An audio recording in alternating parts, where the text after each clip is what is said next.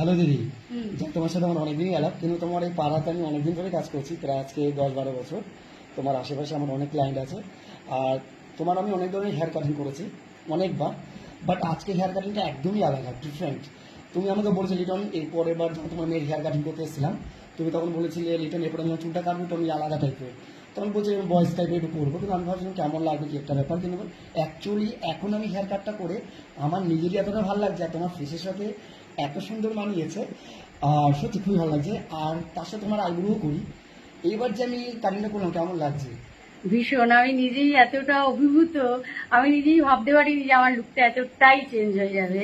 আর তোমার হাতে পড়ে একদম অনবদ্য অনবদ্য লুক, মানে আমি নিজেকে নিজে আবার নতুন করে খুঁজে পাচ্ছি।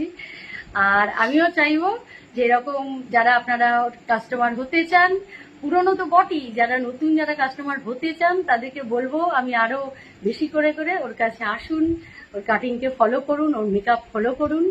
হ্যাঁ হ্যাঁ অসংখ্য একদম ধন্যবাদ দিদি, অসংখ্য thank you, thank you so much.